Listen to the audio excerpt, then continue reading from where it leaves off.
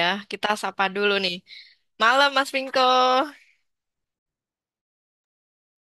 Ya, selamat malam, Ini Bu Priska. biasanya dipanggil Mas Pinko atau Mas Satrio nih? Oh, kalau biasanya dipanggilnya Vinko. Oh, Pinko. P-nya jadi P ya. Iya, Apa kabar Mas Pinko?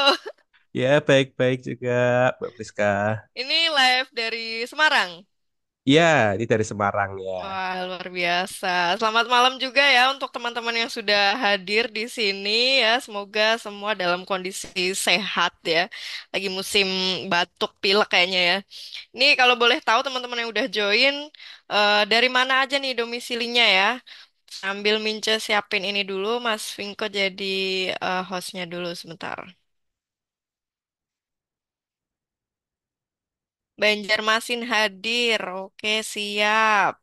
Bengkulu, Bandung, oke kita absen-absen ya. Tangerang ya sama Tangerang juga.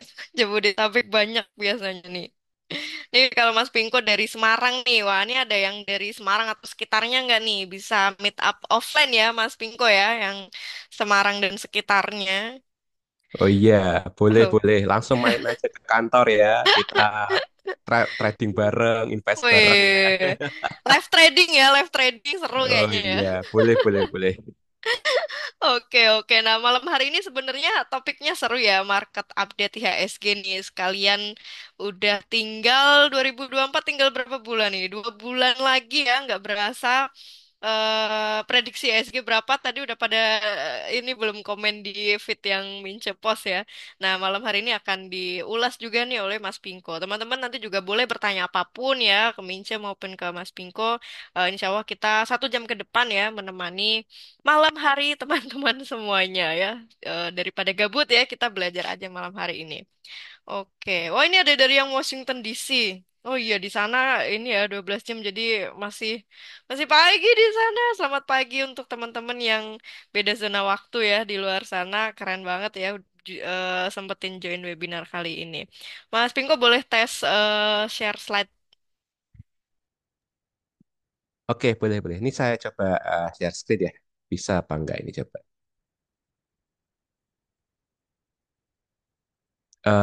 Ini sudah share screen. Apakah sudah kelihatan, teman-teman? Oke, aman Mas Pinko. Oke, silahkan monggo dilanjut dulu untuk sharing materinya sebelum kita diskusi Q&A. Oke, baik.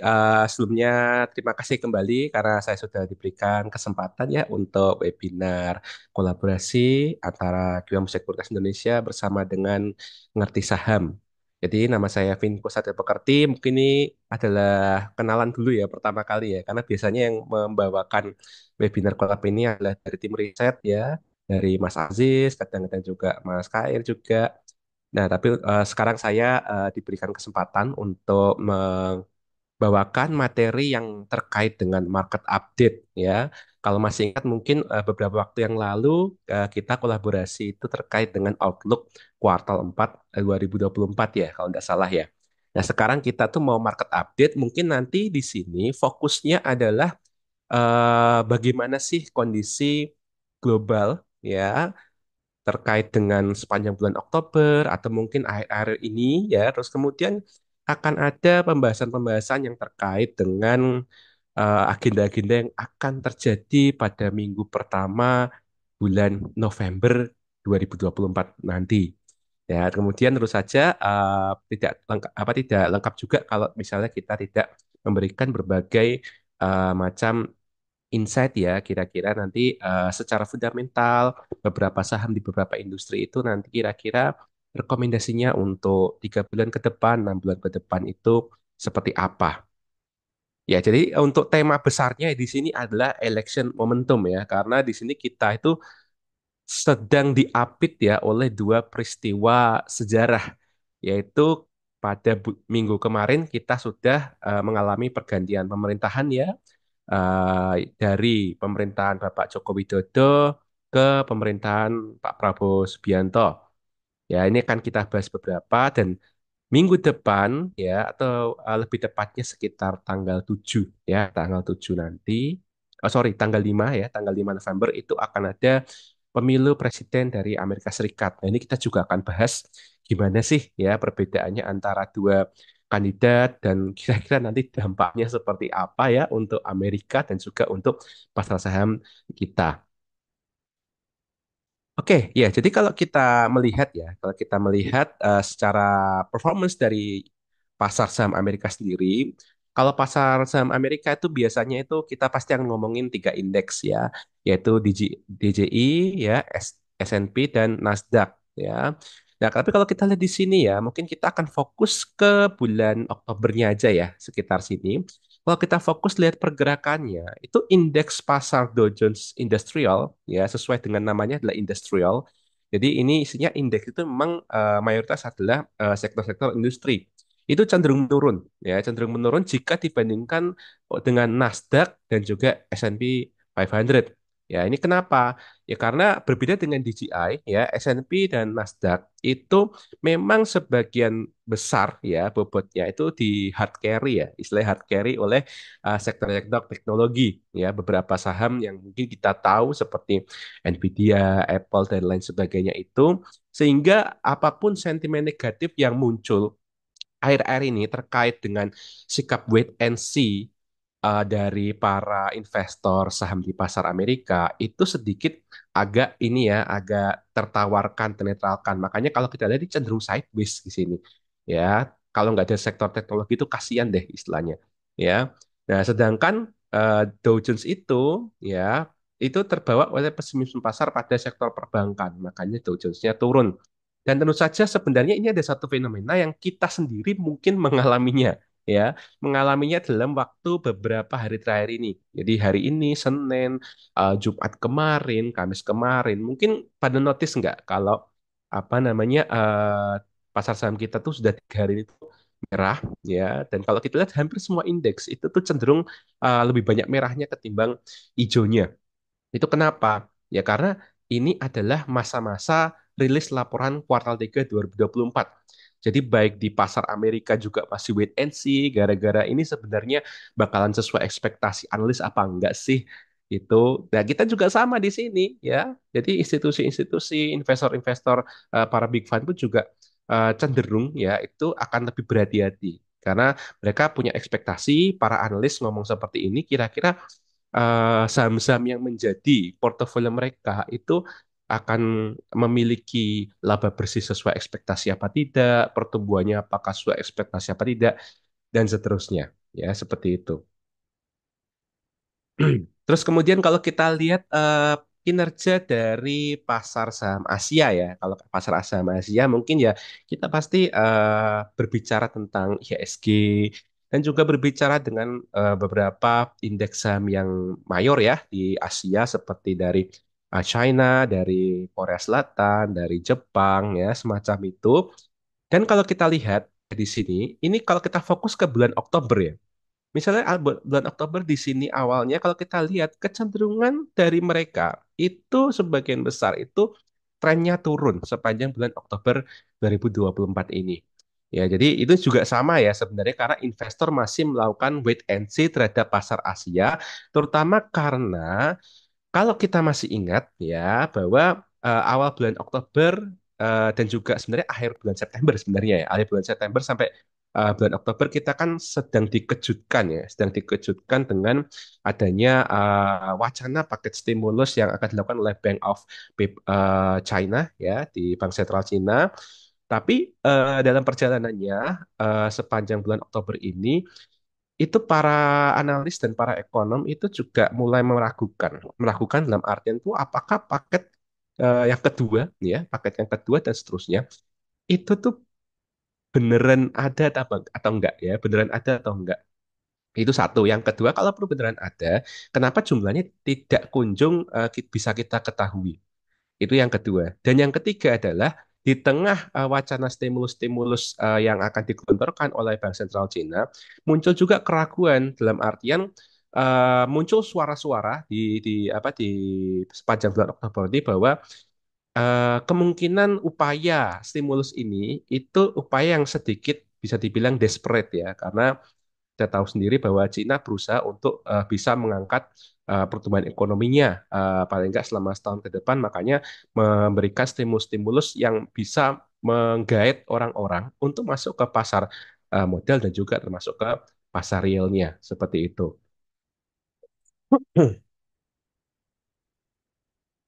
Oke, nah kalau kita lihat ya perbandingannya, ini saya ambil datanya dari weekly report Kiwum ya untuk hari Senin kemarin, yaitu di mana datanya ini diambil per 25 Oktober 2024. Jadi kalau kita lihat di sini, kita bandingkan indeks kita JKSE Eh, secara year to date kita itu sudah naik 5,8% IHSG kita. Ya, dan kalau kita lihat apakah valuasi pasar saham kita itu masih murah apa tidak? Ya, karena ini penting ya, karena eh, para investor terutama para big fund ya dari luar negeri itu juga akan mempertimbangkan kalau misalnya pasar di Amerika itu sedang kurang cocok, mereka pasti akan mempertimbangkan untuk memperbesar portofolio mereka di kawasan Asia, terutama Asia Timur dan Asia Tenggara. Nah, sekarang pertanyaannya adalah apakah indeks kita tuh masih menarik dalam artian secara relative valuation itu masih murah apa tidak? Nah, kalau kita lihat PBV kita, PBV indeks kita itu 2,1 kali dan price earning ratio dari indeks kita sendiri 18,4. Nah, tapi kalau kita bandingkan sendiri ya, misalnya sampai dengan year to date ini, pasar saham Taiwan ya, TWSE itu naiknya adalah 30,21% secara year to date. Kemudian di sini ada Hang Seng ya dari Hong Kong. Ini juga naik 20,78% dan kemudian ada Nikkei naik 13,3%. Malaysia tetangga kita naiknya lebih tinggi dari kita dua kali lipat 11,25%. Singapura juga sama tetangga kita ya hampir 1,9 1,8 kali dan mungkin ini yang perlu kita perhatikan bahwa kinerja dari indeks kita itu di bawah mereka, tetapi secara valuasi itu ternyata kita, indeks kita itu baik secara PER maupun PBV itu lebih mahal daripada indeks saham tetangga kita ya, Malaysia dan Singapura. Ya, paling yang bisa kita bandingkan mungkin dengan Taiwan ya. Taiwan sudah naik sebanyak ini sehingga secara PER dan PBV dia pastinya sudah di atas pasar saham kita. Dan juga India ini ya. India juga sama tergolong mahal sekali valuasinya PER dan PBV-nya. Nikkei juga sama juga lebih mahal daripada kita PER PBV-nya. Jadi kita di sini bisa bisa ini ya mungkin bisa mengambil sebuah hipotesis ya bahwa kita ini secara indeks itu berada di tengah-tengah ya dalam artian jika dibandingkan dengan teman-teman kita ya di Asia Ya. Timur, Asia Tenggara dan Asia Selatan, kita masih mungkin ya dianggap masih menarik ya seperti itu.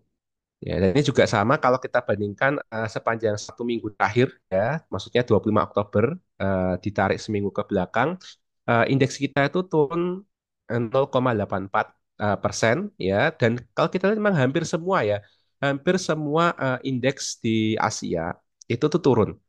Ya, yang masih berhasil untuk mencatatkan pertumbuhan selama 1 minggu terakhir itu adalah pasar saham dari Shanghai yang naik 1,17%. Sementara yang paling parah itu adalah pasar saham dari Jepang yaitu Nikkei. Dan kalau kita lihat ya isu global yang ada sekarang ini itu tentu saja yang paling pertama kita akan melihat Amerika. Ya, di Amerika di sini sendiri ada dua sentimen. Yang pertama tentu saja yang ada kaitannya dengan inflasi ya. Jadi ada CPI dan core PCE secara year on year. Kalau kita lihat memang sampai sekarang terus menurun ya.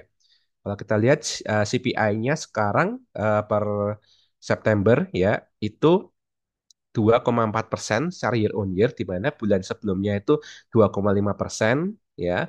Terus kemudian juga core PCE-nya juga sudah ada di 2,2%. Jadi mungkin di sini akan menjadi salah satu katalis ya untuk The Fed ya, karena The Fed sendiri memang mentargetkan inflasi itu di bawah 2% ya untuk bisa melakukan kebijakan pemangkasan suku bunga Fed Fund Rate seperti itu. Oke, terus kemudian untuk data, yaitu manufacturing survey dan services, kalau kita lihat di sini, ya terakhir kali itu untuk kondisi manufacturingnya yang warna ini ya, warna pink agak keunguan ini, ya itu masih belum menunjukkan adanya ekspansi. Ya, dalam artian berarti ini inflasinya turun, tetapi secara survei manufacturing itu juga dalam artian itu belum ada tanda-tanda pemulihan ekonomi. Tetapi kalau kita melihat dari sisi servisnya, servis itu maksudnya jasa bukan produksi barang ya, itu kalau kita lihat itu menunjukkan tren kenaikan. Jadi bisa dibilang ini ada sedikit mixed effect ya, bahwa kalau untuk yang produksi barang itu belum ada tanda-tanda untuk bangkit, sementara untuk yang jasa itu sudah mulai ada tanda-tanda bagus. Nah, ini sendiri juga kemungkinan besar juga akan mempengaruhi probabilitas dari apakah nanti tanggal 7 November, mungkin sekitar minggu depan, ya minggu depan plus berapa hari, itu the Fed apakah akan menurunkan 25 BPS atau 50 BPS, seperti itu. Nah, kalau kita lihat di sini, dengan kondisi inflasi yang masih turun, seperti yang di slide berikutnya, serta dari manufaktur yang kami pandang itu juga masih stabil ya, belum ada ekspansi. Kami melihat bahwa adanya kemungkinan pemotongan FFR itu sebesar 50 bps hingga akhir tahun.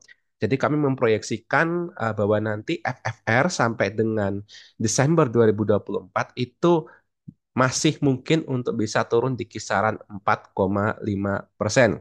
Dan kalau kita lihat dari Fed Watch ya atau CME, untuk tanggal 7 nanti 97,5% itu ada probabilitas ya sangat besar untuk bisa turun sebesar 25 basis point.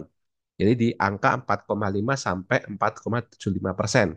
Sementara 2,5%-nya itu berpendapat atau ada probabilitas tetap ya tetap di 4,75 sampai 5%. Dan untuk bulan November itu ada kemungkinan sebesar 72,1% turun lagi ya menjadi 25 bps lagi ke level 4,25 sampai 4,5%. Ya, dan memang tren selanjutnya itu sampai dengan tahun 2025 itu diharapkan bisa sampai 3,5 sampai 3,75. Namun kalau dari pandangan kami sebaiknya data-data probabilitas dari CME ya atau dari The Fed Watch itu sebaiknya bisa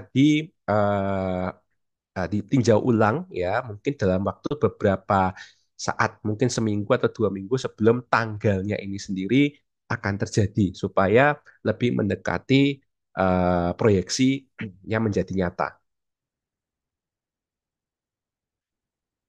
Oke, jadi seperti yang sudah saya ungkap tadi ya, bahwa tema besar dari market update ini terkait dengan election ya. Kalau di US election itu tanggal 5 November 2024 ya, antara kandidat Kamala Harris dan Donald Trump ya. Dan kalau kita lihat di sini, untuk sementara Kamala Harris itu unggul ya per 27 27 maaf ini bukan 27 April ya 27 November ya 27 November 2024 itu Harris itu unggul 48,1% dan Trump 46,7%. Jadi ada selisih sekitar 1,4% seperti itu. Nah, tapi yang namanya pemilu bisa saja itu hasilnya akan berbeda nanti ketika pada hari H ya. Dan kita kalau lihat ya, misalnya kalau Kamala Harris menang nanti programnya kira-kira apa dan kalau Donald Trump menang nanti programnya seperti apa. Nah, kalau kita lihat dari segi teks ya, dari segi apa pemotongan pajak bahwa pemotongan pajak untuk rumah tangga yang sebenarnya sudah ada sejak tahun 2017 itu akan diperpanjang. Jadi intinya yang berhak untuk menerima tax cut itu adalah rumah tangga yang menerima 400.000 dolar dalam waktu setahun.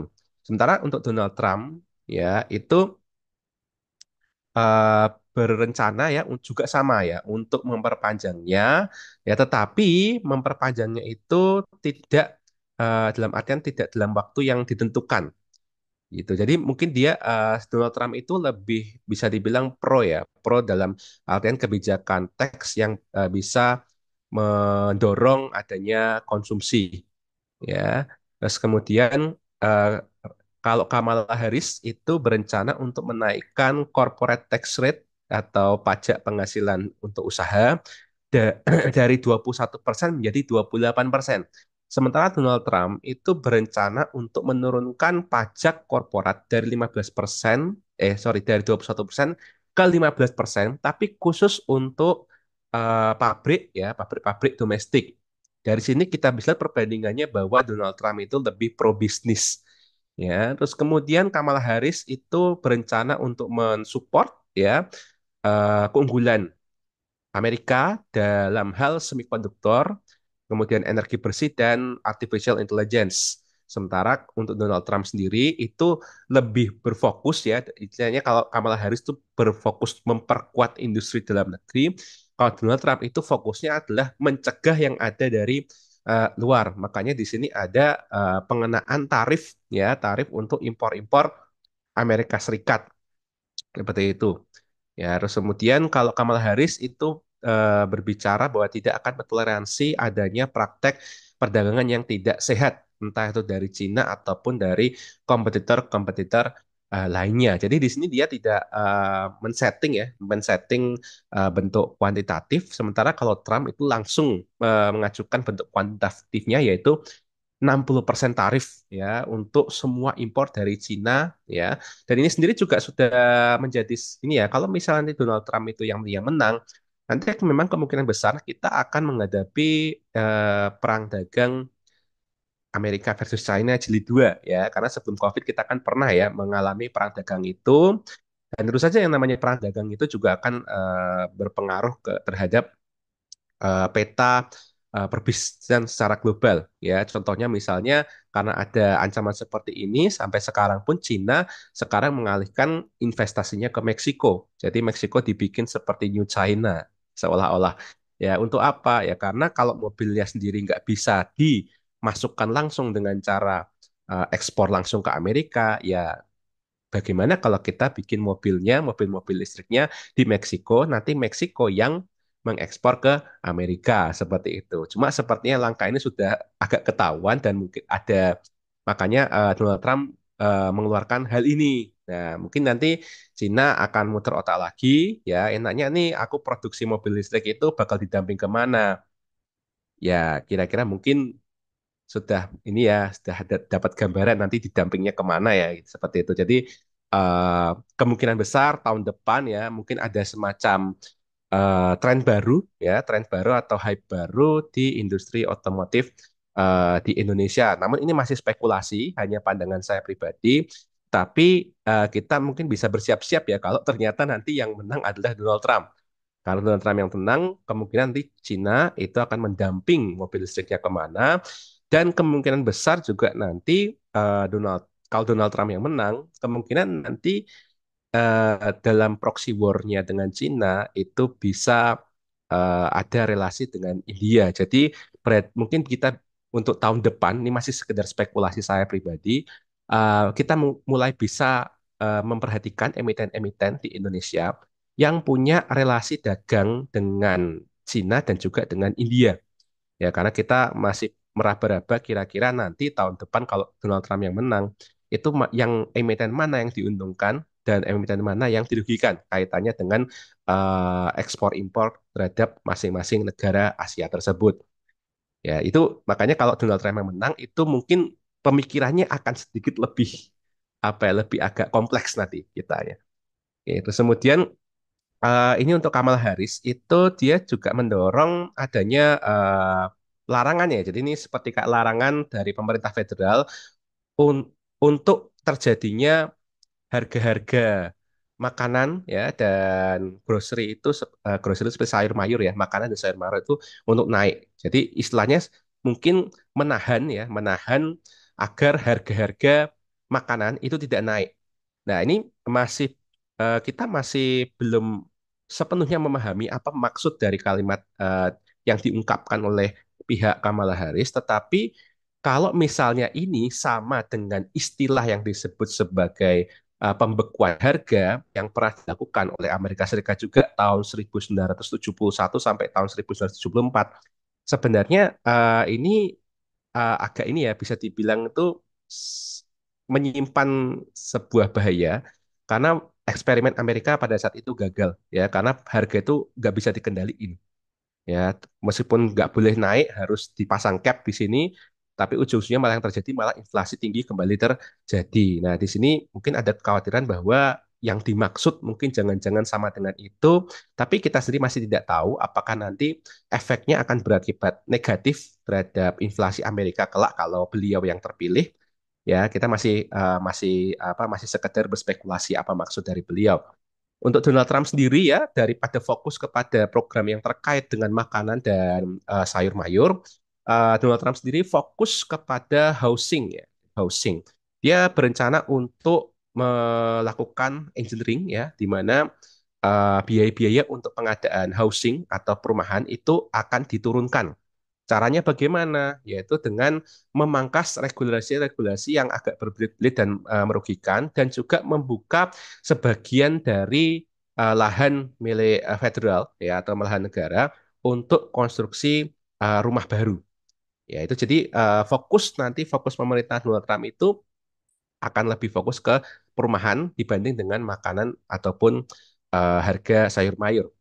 Kemudian yang terakhir terkait dengan imigrasi. Kalau Kamala Harris itu sepertinya ingin mengambil ini ya suara-suara dari para imigran karena memang dia berjanji untuk mengalokasikan lebih banyak uang kepada para imigrasi ya para para imigran. Sedangkan kalau Donald Trump sudah jelas ya sejak sejak Donald Trump pernah terpilih menjadi presiden Amerika di periode-periode sebelumnya, dua periode sebelumnya, ya, kita bisa lihat bahwa memang kebijakannya itu sangat-sangat anti terhadap yang namanya imigran ya, terutama imigran-imigran yang ilegal seperti itu. Nah, jadi itu dari Amerika ya. Jadi kita bisa sedikit melihat kira-kira kalau siapa yang terpilih dampaknya seperti apa dan kira-kira Indonesia nanti akan terdampaknya bagaimana. Kemudian dari China ya, karena kalau kita punya Amerika, kita juga punya China. Apalagi kita mitra dagang terdekatnya dan besar saat ini itu juga dengan China. Artinya GDP China atau pertumbuhan China bisa naik atau bisa turun itu bisa mempengaruhi uh, relasi terkait dengan kinerja ekonomi real kita. Dan kalau kita lihat kondisi pertumbuhan ekonomi Cina itu masih stabil ya. Jadi kira-kira sejak tahun 2022 itu stabil-stabil aja di sekitar 4%, 5%. Kalau sekarang di kuartal 3 2024 itu secara year on year 4,6% tumbuhnya. Ya, dan juga kalau kita lihat inflasi ya di sini kita lihat consumer prices-nya itu juga sejak tahun 2022 sampai dengan sekarang juga masih flat ya di sekitar 0,4 sampai dengan 1%.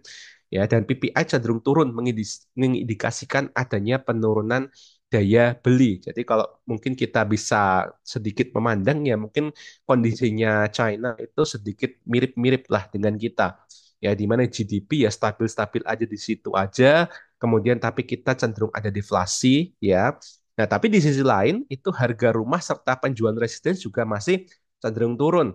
Ya, mungkin kita bisa berkaca kepada eh, peristiwa ya sekitar 2 tahun yang lalu ya di mana ada peristiwa Evergrande itu ya di mana pasar bubble di China itu pecah sehingga inilah yang juga yang menjadi fokus dari Bank Sentral China yang menjanjikan stimulus jilid satu dan stimulus jilid dua ya yang terjadi pada akhir September sampai dengan awal Oktober yang lalu itu. Ya, jadi ini adalah fokus utama dari pemerintah China.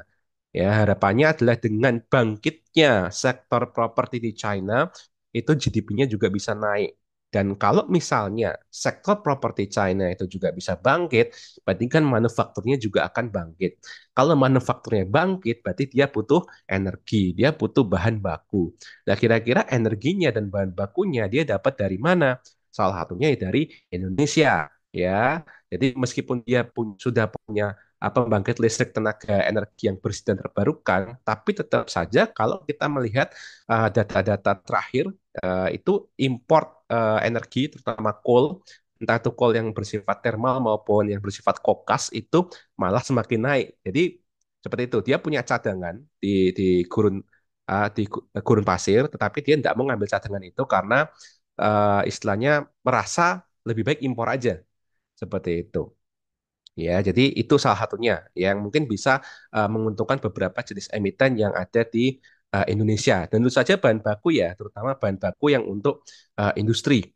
Nah, cuma mungkin kita perlu juga melihat ya, kira-kira secara domestik kita punya isu apa aja, terutama karena kita punya pemerintahan yang baru.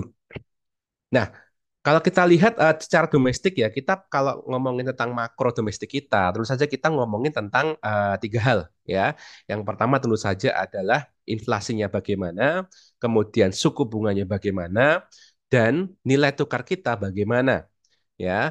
Nah, sampai sekarang ini ya kita masih BI rate-nya itu masih di sekitar 6%. Karena kemarin sekitar 2 minggu yang lalu Gubernur BI memutuskan untuk menahan suku bunganya ke 6%. Dan ini sebenarnya juga merupakan langkah yang agak ini ya, agak mengagetkan. Meskipun kita bisa memahami, tapi agak mengagetkan. Kenapa kok kita bisa paham tapi kaget?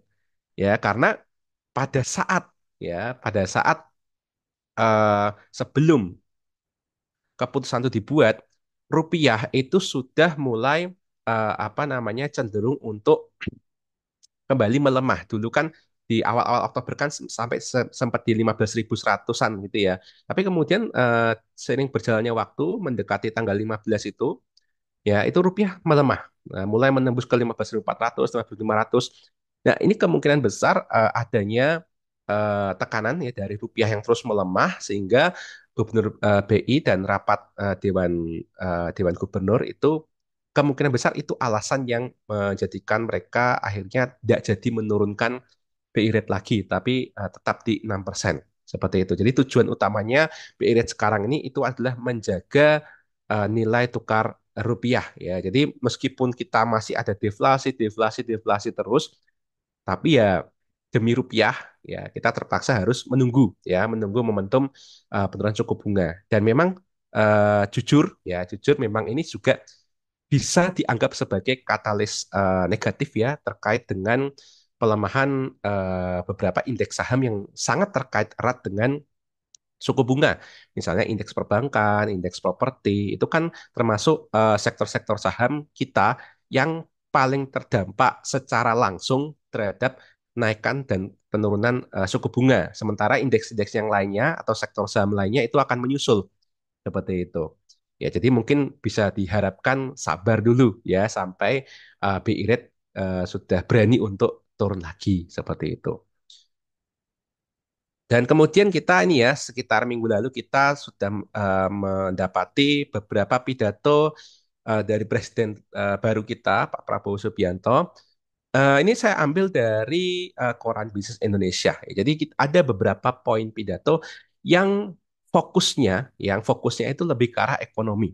Nah, dari antara 5 poin ini, kita bisa lihat bahwa ada 2 poin yang sangat ditekankan oleh Pak Presiden, yaitu yang terkait dengan swasembada pangan.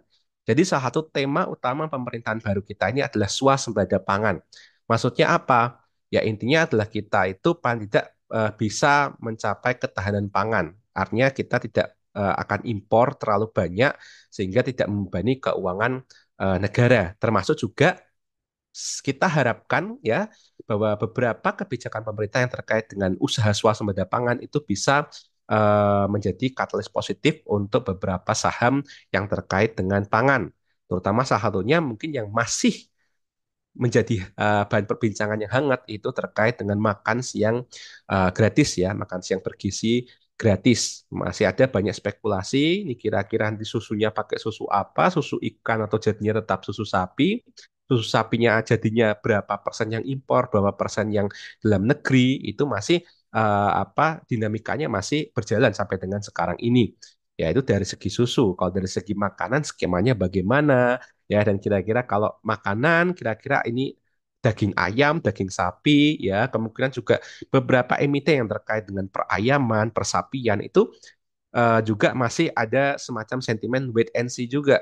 Kira-kira ini nanti benar-benar akan terpengaruh positif apa tidak?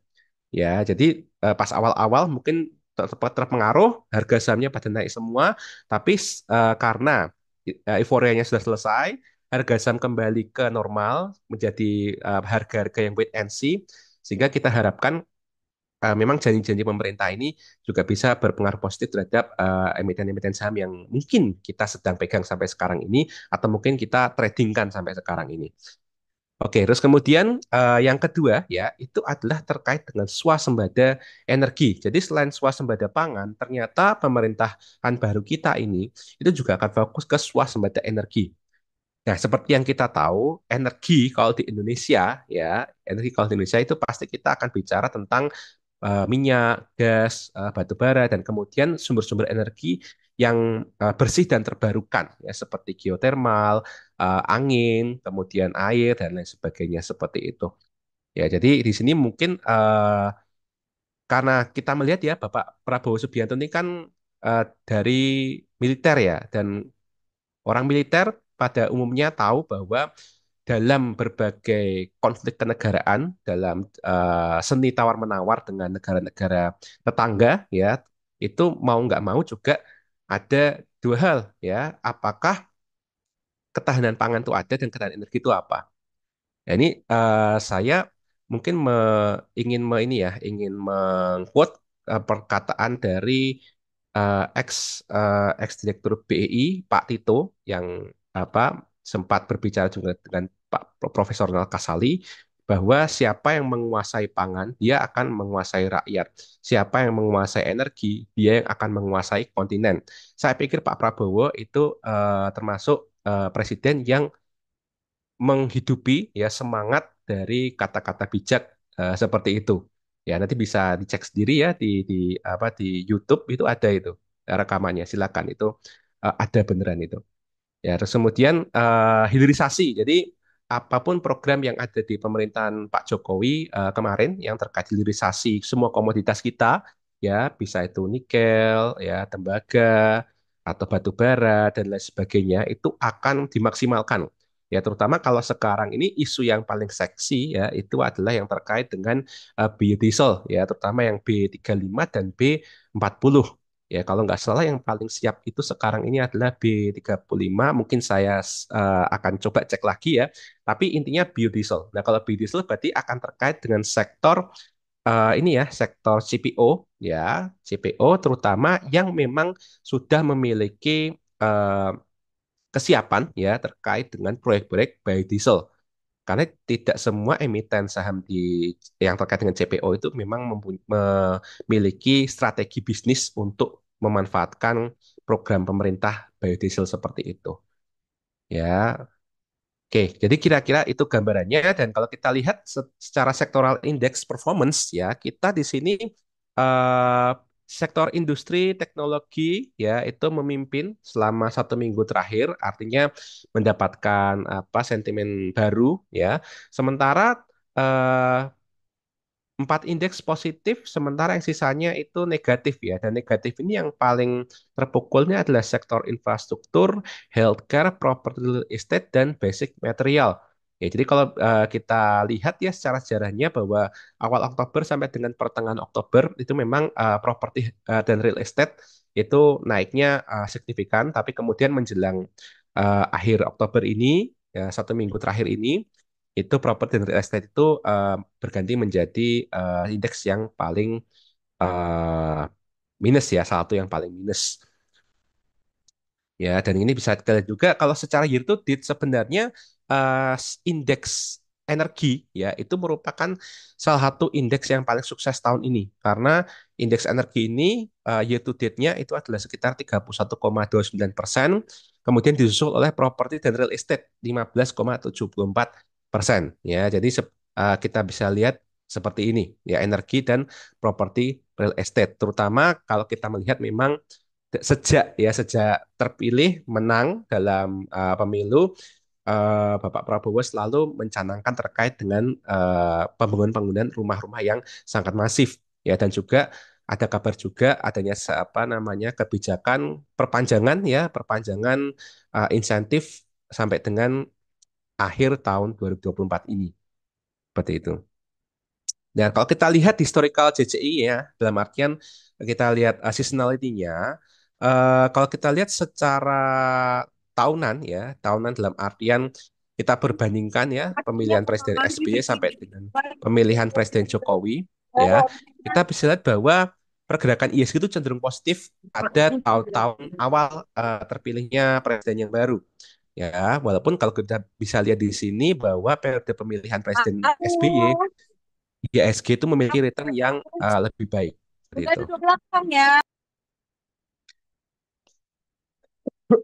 Nah, untuk rekomendasi, ini stock pick dari Kiom Sekuritas Indonesia untuk dengan target price sekitar 3 bulan sampai 6 bulan ke depan. Ya, jadi ini perlu diperhatikan juga bahwa ini sudah memperhitungkan kira-kira efek yang disebut sebagai window dressing, yaitu sekitar Desember nanti dan juga kebiasaan juga bahwa awal Januari ya sampai dengan pertengahan atau akhir Januari juga indeksnya juga masih cenderung akan naik. Dan cuma mohon bisa dipahami juga bahwa ini adalah sekedar rekomendasi jangka panjang dalam artian apapun yang terjadi terhadap emiten itu ya baik rilis laporan keuangan kuartal 3, kuartal 4 dan juga mungkin ada kebijakan-kebijakan pemerintah yang bisa mempengaruhi harga saham dari masing-masing emiten itu bisa saja membuat rekomendasi kita mungkin setiap minggu, setiap bulan juga bisa berubah-ubah tergantung kondisinya. Untuk sektor finansial, ya ini ada BRI, BNI, BBTN, dan NISP. BBRI seperti kita tahu masih dalam tren turun, tetapi untuk 3 bulan, 6 bulan ke depan itu kita melihat ada potensi target price-nya ke Rp6.000, BNI ke 6.500, Bank BTN ke 1.600, NISP ke 1.500. Untuk basic material ada INKP, Antam, SMGR, dan TKIAM. Terutama mungkin yang menarik ya, mungkin yang menarik untuk bisa diperhatikan tuh ada INKP dan Antam ya. INKP sendiri sudah dibahas oleh tim riset Kiwum. Nanti teman-teman bisa melihat equity reportnya ya. Nanti akan saya tunjukkan di mana bisa membaca equity reportnya bahwa kita punya target price-nya sekitar 9.700 sampai dengan 6 bulan ke depan. Sementara untuk Antam sendiri karena memang Antam ini lebih dikenal karena komoditas emas ya sering tergeret sentimennya oleh komoditas emas di mana kita tahu komoditas emas itu memang banyak yang memproyeksikan itu bisa sampai bisa sampai 3.000 US dollar per troy ounce ya sampai dengan akhir tahun ini. Jadi kemungkinan ya kalau kita melihat harga sahamnya saja kemungkinan juga bisa ikut terkerek sentimen positif tersebut sampai 1.640. Kemudian untuk consumer cyclical ada Asus dan Auto ya sampai dengan 915 dan 2.600. Untuk consumer non cyclical mungkin kita bisa perhatikan beberapa saham yang terkait dengan ini ya terkait dengan program dari pemerintah yaitu terkait dengan swasembada pangan seperti CPIN ya Java, Cikmori, Ultra Jaya dan Mayor terutama Cipin dan Java yang selalu dikait-kaitkan dengan makan siang gratis itu kalau ada sentimen positif yang terkait dengan pelaksanaan program yang sukses, itu kemungkinan bisa mencapai target price-nya 6 bulan ke depan di 5.600 sampai dengan 1.780. Untuk energi sendiri ada Adaro, Medco, dan ADMR ya, di mana Adaro ini kita juga ada ini ya, mungkin sampai dengan akhir tahun ini Adaro memiliki aksi korporasi yang layak diperhatikan ya, yang terkait dengan spin-off AAI dan kemungkinan bahwa RUPS dalam waktu dekat ini itu juga nanti kemungkinan nama Adaro akan berubah. Ya, ini baru saja tadi siang itu ketahuan di agenda RUPS-nya Adaro mau izin untuk mengubah nama. Dan mungkin ini adalah strategi dari Adaro untuk bisa melepas bisnis energi kotornya dan mengubah nama perusahaan sehingga full grupnya itu menjadi perusahaan yang energi ramah lingkungan. Seperti itu. Ini ditargetkan sampai dengan 3 bulan 6 bulan ke depan bisa di 3.990. Untuk Medco 1.345 dan ADMR itu di 1.500. Ya, terutama ADMR ini ya karena ini baru saja kemarin Senin ya sorry Jumat dan Senin itu kabarnya baru santer terdengar bahwa ADMR ini merupakan salah satu saham yang masuk di LQ45 rebalancingnya. Dan kita tahu bahwa kalau rebalancing, ada sebuah rebalancing saham itu masuk, kemungkinan harganya juga bisa dikerek. Dan di sini kita lihat targetnya sampai dengan 3-6 bulan ke depan itu ada di 1.500. Untuk healthcare ada Sido, Hermina, dan Mika. Industrial ada ASI. Kemudian infrastruktur ada Telkom, Jasa Marga, Excel, dan PGO. Properti ada BSDE, CTRA, dan Pawon. Dan mungkin ini yang mungkin perlu saya sampaikan juga bahwa dalam memilih saham properti terkait dengan harapannya juga bisa terlibat dengan berbagai insentif dari pemerintahan yang baru ini, mungkin kita bisa mempertimbangkan untuk memilih saham-saham yang memiliki land bank, ya, land bank yang masih relatif lebih luas seperti itu. Ya, jadi silakan nanti bisa dicek di laporan keuangan masing-masing kira-kira land bank dari emiten mana yang masih sangat luas untuk bisa dikembangkan menjadi bagian perumahan. Teknologi ada Goto di target price 78, ya. Di ini juga ada Basic Material, Teens, Era, GJTL, Wifi, MNCN, DSNG, Elsa, PTPP, dan SSIA. Ya, kalau dari infrastruktur mungkin ini ya, SSIA ini memang sedang getol sekali untuk perluasan ekosistem electric vehicle. Ya, ini apa, ada ekspansi yang besar, mungkin bisa diperhatikan juga secara fundamental, dan mungkin kalau bisa kita tertarik, mungkin bisa kita bahas fundamental lebih lanjut, ya, mungkin bisa direkomendasikan ke tim riset Kiwom untuk bisa diutak-atik, ya, dan kemudian kita bisa melihat equity reportnya seperti apa. Ini menarik karena ekosistem EV ini juga pasti akan dilanjutkan, hampir pasti akan dilanjutkan juga oleh pemerintahan Bapak Prabowo Subianto. Oke, dan mungkin sekedar pesan-pesan terakhir, ya. Ini ada promosi, ya, promosi dalam artian bagi teman-teman ngerti saham dan juga investor Kiwum sekalian, bahwa tim riset Kiwum itu sudah sangat sering sekali mengeluarkan yang namanya equity report. Ya, kemarin tanggal 21 itu ada 4 emiten saham yang dikeluarkan equity reportnya, yaitu INKP, SMRA, PTBA, dan ICBP. Dan ini bisa dilihat di website seperti website ini, ya, websitenya Kiwum, di bagian menu market report, ya, nanti bisa dicari, dan di situ teman-teman bisa lihat, ya, kira-kira rekomendasinya seperti apa, target price-nya seperti apa, ya, sentimen-sentimen apa yang terkait dengan emiten ini, terutama juga meskipun punya target, ada yang namanya target optimis, netral, dan pesimis. Jadi itu bisa menjadi panduan juga untuk teman-teman ngerti saham yang mungkin lebih berpositioning sebagai investor ketimbang trader seperti itu. Ya, dan juga ini, ya, tiket saham kita itu tiket saham gratisnya kita tuh sebenarnya sudah menipis, ya, hampir habis. Jadi segera buka akun investasi saham kamu di Kiwom Sekuritas Indonesia, dan di Ngerti Saham juga sudah ada linknya, ya. Waktu di undangan itu juga sudah ada, ya. Di grup juga sudah ada, untuk segera daftar sahamnya bisa ke ngertisaham.kiwom.co.id untuk bisa mendapatkan kesempatan tiket saham gratisnya. Seperti itu. Baik, itu mungkin pemaparan dari saya. Mungkin bisa saya kembalikan ke Mbak Friska. Oke, terima kasih banyak Mas Pinko. Wah, luar biasa ya. Penjelasan Mas Pinko tadi harusnya menurut Mince udah cukup mudah dipahami nih terkait kondisi global saat ini yang mungkin memang sorotannya ya election ya, terlebih lagi nanti 5 November di Amerika. Jadi lagi-lagi ya, apapun yang dilakukan di negara barat khususnya Paman Sam itu pasti akan menjadi sorotan hampir semua investor di dunia ya, global. Karena siapapun yang jadi pasti nanti akan berdampak ke negara-negara khususnya kita ya, emerging market ini paling akan berasa ya. Makanya kalau boleh tim, kalau Mas Pinko prefer siapa yang jadi nih, Harris atau Trump?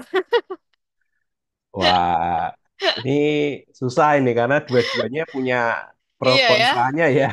Ya, kalau Soalnya kita, kalau kalau berkaca dulu zaman Trump 2017 sampai terakhir tuh kayaknya tidak begitu baik gitu untuk market kita.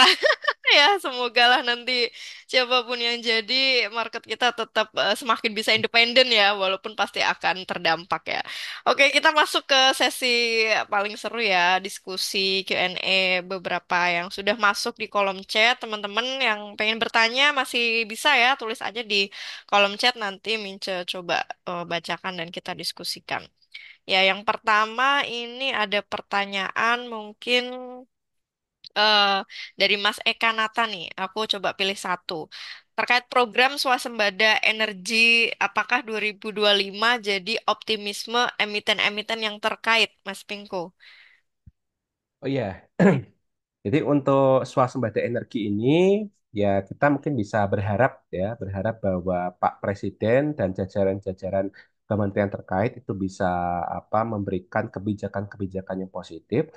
Tapi memang kalau kita melihat ya, melihat dari kesempatan yang ada, baik di energi bersih terbarukan itu sendiri memang sudah ada beberapa pergerakan ya, pergerakan yang cukup masif ya dari beberapa emiten di sektor energi itu yang antara mereka itu benar-benar melepas portofolio energi kotornya masuk ke energi bersih, tapi ada juga yang emiten energi kotor, tetapi melakukannya diversifikasi. Jadi ada yang radikal langsung pindah ke energi bersih, ada yang pelan-pelan ya sambil melakukan hilirisasi, ya mencampurkan energi kotornya dengan komoditas lain dan jadilah wah ini energinya bersih, polusinya lebih terkontrol seperti itu.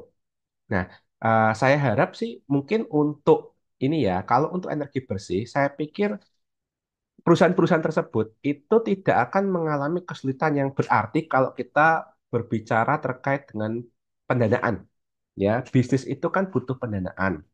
Nah, pendanaan untuk energi-energi bersih itu terkadang bisa diakses juga bukan hanya melalui bantuan pemerintah, tetapi juga dari para investor-investor big fund yang juga ada di dalam dan luar negeri, terutama yang di luar negeri. Ya, karena mereka punya agenda tersendiri ya untuk mendorong EBT. Cuma yang mungkin memang saya kalau saya pandang yang paling butuh untuk benar-benar swasembada energi ya itu pasti kan terkait dengan listrik. Apalagi ekosistem electric vehicle itu hawa-hawanya memang akan dilanjutkan juga di pemerintahan Pak Prabowo. Sekarang pertanyaannya energi listrik apa yang paling stabil sementara ini? Ya pastinya masih di energi kotor, terutama batu bara. Nah, sekarang bagaimana caranya supaya pemerintah itu menyediakan bantuan atau kebijakan supaya paling tidak misalnya PLTU-PLTU yang ada sekarang ini itu yang kotor, yang istilahnya berada di tipe-tipe subkritikal, ya artinya masih masih generasi satu, generasi 4 itu yang kotor sekali itu dipensiunkan dini dengan apa bunga yang rendah, ya dengan refinancing bunga yang rendah dan diganti dengan pembangkit listrik superkritikal atau bahkan ultra superkritikal ya karena paling tidak kalau kita bisa menjaga ketahanan energi kita ya dengan biaya yang murah dari semakin banyak sumber energi ya itu saya pastikan pertumbuhan ekonominya itu juga bisa terdampak. Apalagi yang kalau kalau dari batu bara PLTU itu kan juga nanti akan ada dampaknya juga ke industri semen dan juga industri pupuk petrokimia. Jadi efek spillover efeknya ekonominya itu dari PLTU itu apalagi yang sudah level super ultra critical itu lebih bagus. Jadi mungkin itu pandangan dari saya ya terkait dengan emiten-emiten terkait. Jadi fokusnya di situ. Oke, terima kasih Mas Pinko. Wah, ini banyak yang debak, pemaparannya keren. Tapi memang ya, tadi pemaparannya Mas Pinko kayaknya jauh lebih bagus dari Mince kalau di sosial media. Makanya jadi tadi ikut belajar juga aku. Oke, kita lanjut ke pertanyaan berikutnya. Ini pertanyaan terkait ini banyak nih yang nanya nih. Di DM sering juga Mince jumpa ini. Harga emas Antam naik pesat. Wah, ini kan all time high ya. Ini LM. Tapi kenapa nggak selaras dengan harga sahamnya, Pak? Oh ya, oke, ya, ya. Ini sebenarnya juga ini ya, apa namanya menjadi perdebatan perdebatan yang sejak dulu ya. Saya waktu tahun 2010 masih mahasiswa ya, itu sering berdebat juga, didebatin dengan dosen, debatin dengan teman-teman KSPM juga. Kenapa ya kok kayaknya kok emasnya naik terus tapi antamnya kok bisa naik turun kayak lebih mending trading dibanding investasi antam gitu ya kayaknya ya. Ya, itu sebenarnya ada dua. Ya, kalau saya melihatnya sepanjang pengalaman saya 14 tahun di pasar saham itu ada dua. Yang pertama adalah bahwa Antam itu perusahaan, sementara emas itu komoditas.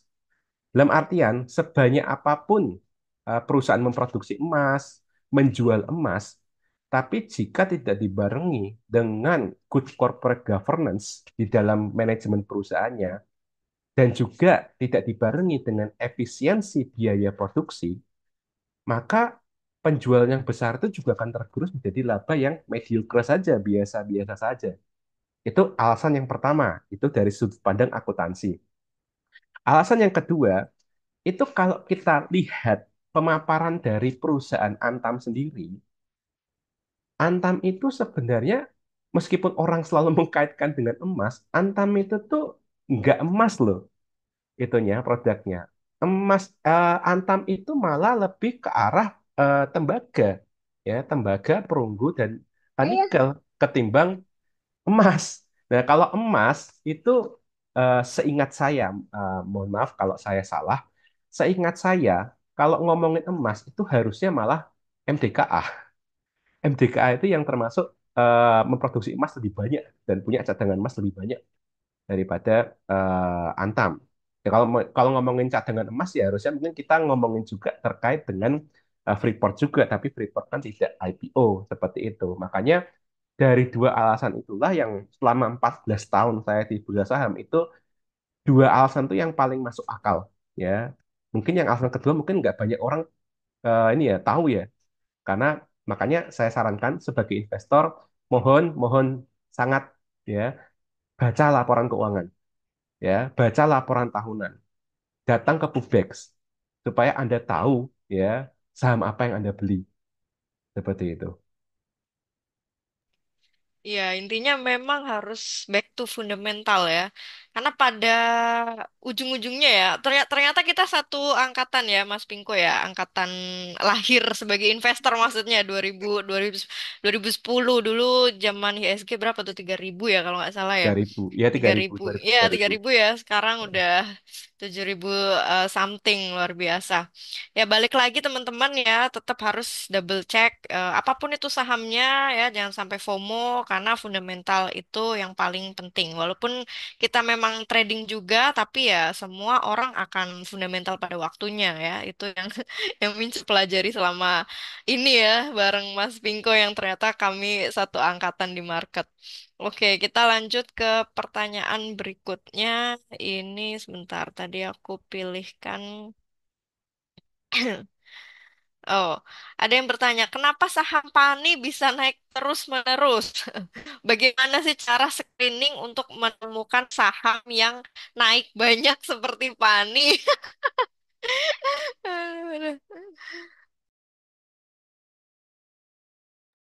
Oke, ya terkait dengan PANI ya. Jadi mungkin fenomena-fenomena saham seperti ini bisa kita temukan ya di sepanjang sejarah ya. Sebenarnya nggak cuma tahun ini aja ya.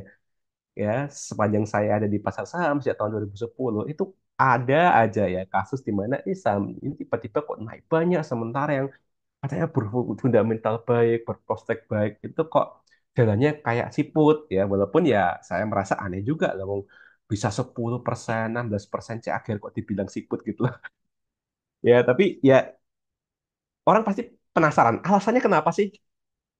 Kalau saya ya saya selalu berpandangan ya berpandangan dari apa yang sudah diungkapkan oleh Benjamin Graham 100 tahun yang lalu ya bahwa Mr. Market is irrational ya bahwa pasar itu nggak rasional ya terkadang pasar itu menghargai saham yang tanda kutip ya belum layak dihargai harga itu dengan setinggi-tingginya sementara menghargai saham yang terbukti bagus ya sangat kokoh memiliki economic moat tetapi valuasinya di bawah industri rata-rata.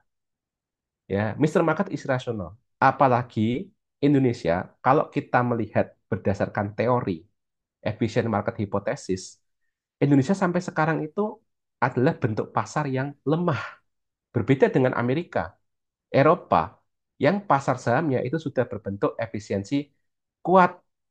Jadi, terkadang ya, ketika ada pasar efisiensi lemah, apalagi kita juga masih kecil sekali size-nya ya dibandingkan dengan apa uangnya BlackRock, uangnya Vanguard itu uang yang masuk ke kita, pasar kita, meskipun bisa mengangkat saham sampai berapa ratus persen seperti itu, bagi mereka itu cuma seperti cuilan upil gampangannya.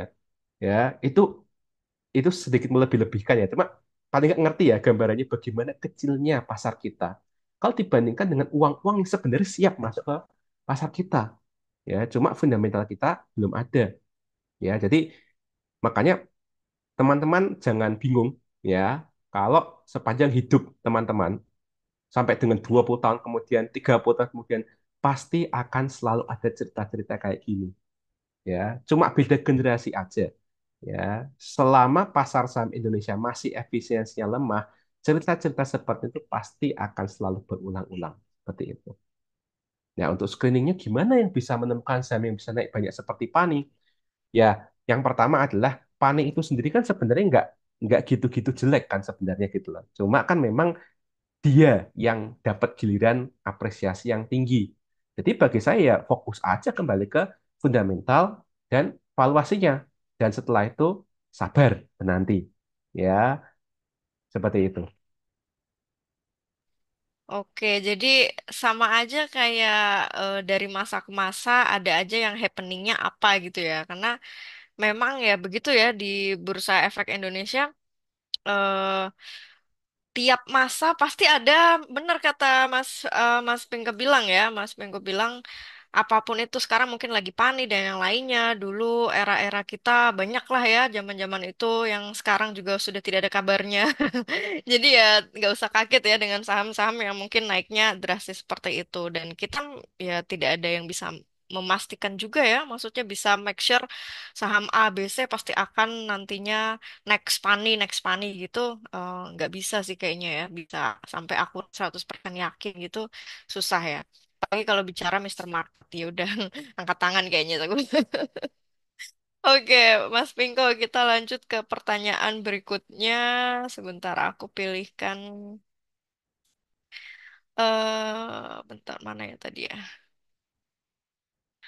Oh, tadi ada yang nanya, sektor emiten mana yang sekiranya harga sahamnya 10 tahun ke depan masih konsisten meningkat, Pak? Dari Mbak Tini. Oke. Wah, 10 tahun ke depan ya. Ya, ini pertanyaannya sebenarnya ini ya, mungkin lebih ke arah stock pick untuk pemula mungkin ya, jangan-jangan ya. Ya, karena ini tipikal pertanyaan-pertanyaan yang selalu ditanyain sama mahasiswa saya ketika ngajar di mata kuliah pasar modal investasi itu kayak gitu biasanya. Ya, jadi mungkin saya mungkin cara menjawabnya tidak akan secara langsung ya. Tapi begini aja,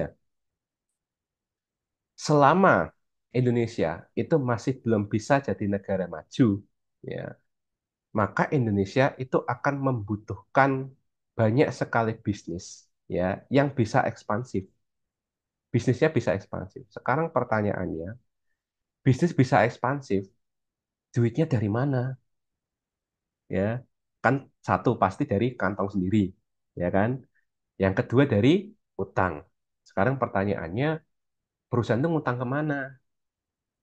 Ya, ada banyak ya utang tidak bunga berbunga, ada utang yang bunga berbunga. Nah, sekarang pertanyaannya, utang bunga berbunga yang bisa ngasih siapa? Ya, itu mungkin itu petunjuknya ya, karena itu sudah terbukti di saya sejak tahun 2010 seperti itu. Dalam artian selama Indonesia masih negara berkembang loh ya. Kalau Indonesia sudah jadi negara maju, itu story-nya beda. Mungkin saja story-nya adalah justru lebih bagus pegang saham teknologi ya, seperti di Amerika ya. Sejarah Amerika sejak 200 tahun yang lalu ya, itu seperti itu. Awalnya didorong oleh perbankan semuanya maju maju maju maju, kemudian shifting ke service, habis itu shifting ke teknologi. Setiap masa ada sahamnya, setiap saham ada masanya. Setidaknya untuk saat ini Indonesia seperti itu. Untuk pemilihan emitennya seperti apa, monggo. Itu mohon maaf ya, kalau saya seperti seorang dosen menggurui, tapi itu PR. Ya, PR untuk para investor supaya bisa menjadi investor yang mandiri dan merdeka berpikir. Iya, benar-benar. Ya, sambil sebenarnya sih udah banyak sering dibagikan ya tips-tips buat screening saham ya. Teman-teman mungkin yang baru follow ngerti saham itu udah pernah Resum kalau nggak salah di HL nomor 4 itu ada beberapa rasio-rasio yang bisa bantu teman-teman buat screening saham based on kinerja atau fundamental ya. Jadi minimal ya secara sektoral kita masih akan bertumbuh terus lah hampir semua sektor ya. Tinggal nanti breakdownnya ya ke emiten mana. Nah itu yang menjadi PR kita bersama nih sebagai investor. Oke ini satu pertanyaan terakhir ya karena sudah jam 8 lebih nih nggak berasa kalau ngobrolin saham ya. Mas Pinko izin menyampaikan ini dari Mas Arifin, kenapa dan apa penyebab para investor asing kayaknya ya lebih memilih menginvestasikan uangnya ke negara tetangga seperti Malai daripada di Indonesia? Em, ini mungkin sebenarnya saya mau bertanya balik sebenarnya. Dalam artian investasi yang dimaksud itu investasi direct investment ya Iya. atau investasi ke pasar modalnya. Nah, ini Soalnya mungkin pasar modal eh, mungkin ya yang dimaksud ya. oh ya pasar modal. Kalau pasar modal sebenarnya sudah sempat ya saya tunjukkan tadi bahwa secara valuasi mereka Malaysia, Singapura ya tadi contohnya tadi ya. PER PBV-nya itu masih di bawah kita. Nah, kenapa kok bisa mereka masih lebih murah daripada kita secara valuasi relatif? Ya, terus saja yang namanya PER berarti kan harga indeksnya dibagi dengan earningnya secara akumulatif dari industri-industri yang ada. Berarti kan industrinya lebih maju, lebih bisa menghasilkan laba yang lebih bagus. Atau kalau dari PBV, berarti nilai buku dari indeks itu yang merupakan keseluruhan ya pembobotan dari saham-saham yang ada, itu lebih bagus juga daripada kita. Jadi kalau misalnya pertanyaannya itu lebih ke arah kenapa kok investnya ke pasar saham Malaysia Singapura, jawabannya adalah secara relative valuation mereka masih lebih murah daripada kita. Tapi kalau pertanyaan direct investment, jawabannya adalah karena secara industrial berarti mereka memang lebih siap, sementara kita cenderung jadi pasarnya Mm-mm. seperti itu. Ya. Itu kurang lebih ya teman-teman ya. Tapi ya kita masih optimis ya teman-teman. Sebagai investor kita harus selalu optimis. Itu yang selalu kita gaungkan di sosial media ya. Kalau investor tuh bawaannya pokoknya yang baik-baik berdoanya ya. Biar apa? Biar portonya kita juga berimbas ya. Sama halnya mungkin saat ini walaupun kita mungkin masih ya posisinya rada di bawah ya dibandingkan negara tetangga. Tapi ya percayalah 2045 kan target kita negara maju ya masuk top top 5 atau top 10 malah itu yang sempat aku baca ya. Jadi sampai detik ini pun Mas Pinko, Mince kita masih tetap konsisten investasi di pasar modal ya semata-mata karena kita optimis dengan kondisi Indonesia ya karena pasar modal itu salah satu leading indikator ekonomi suatu negara ya. Jadi ingat leading indikator ya pasar modal ya. Jadi kalau kita nggak dapet kuenya nih dari sekarang, wah sangat disayangkan ya. Makanya teman-teman semoga semua juga bisa konsisten ya investasinya di pasar modal. Kalau kami aja yang dari 2010 atau bahkan seperti Pak Lokeng Hong yang udah dari bahula lagi ya, bisa bertahan konsisten ya. Apalagi teman-teman yang sekarang generasinya lebih semangat lagi harusnya bisa. Nah, oke teman-teman, Minsa juga mau mengingatkan buat yang belum join WA grup saham bonus ya, boleh join dan dapetin ya bonus satu lot sahamnya lumayan dari Kiwum Sekuritas cuma-cuma hanya dengan buka akunnya aja ya. Nah, next time kita akan webinar lagi insya Allah dengan topik yang berbeda. Untuk Mas Pinko, terima kasih banyak atas waktunya dan sharingnya yang luar biasa tadi. Teman-teman mungkin nanti bisa tonton ulang ya di YouTube-nya Kiwum buat yang mungkin ketinggalan ya. Dan insya Allah kita rutin tiap bulan ada webinar, market update, dan yang lainnya ya untuk bisa ngasih insight nih ke teman-teman ngerti saham semuanya. Jadi mungkin sampai di sini dulu ya webinar malam hari ini karena sepertinya juga besok masih harus beraktivitas lagi kita semua, termasuk Mas Pingo juga. Jadi jangan sampai kemalaman ya kita. Mas Pingo terima kasih banyak ya untuk webinar malam ini. Next time kita jumpa lagi dengan topik yang berbeda pastinya ya. Untuk Ya, oke, untuk siap. teman-teman juga terima kasih semuanya. Minta izin tutup webinar malam hari ini. Wassalamualaikum warahmatullahi wabarakatuh. Oh, sorry, ada dokumentasi, sorry teman-teman. Oke, oke. Buat yang bisa on cam, boleh on cam ya buat dokumentasi untuk Kiwum Sekuritas. Tidak harus semua on cam, tapi silahkan yang berkenan untuk on cam kita foto dulu. Mungkin aku coba hitung ya, atau dari tim Kiwum mau hitung? Ya, mungkin bisa on cam dulu yang mau on cam. Oke, Oke, dihitung 1 sampai 3 ya. siap. Oke, slide pertama. 1, 2, 3. Oke, Slide oke. berikutnya. Slide berikutnya. Oke, 1, 2, 3. Oke, terima kasih teman-teman. Oke, terima kasih tim Kiwum. Terima kasih Terima teman-teman. Sampai kasih. jumpa di webinar bulan berikutnya dengan topik yang insya Allah insightful juga ya. Minta izin tutup. Wassalamualaikum warahmatullahi wabarakatuh. Waalaikumsalam warahmatullahi. Selamat istirahat. Terima kasih Bu Friska. Terima kasih Mas Pinko. Terima kasih teman-teman.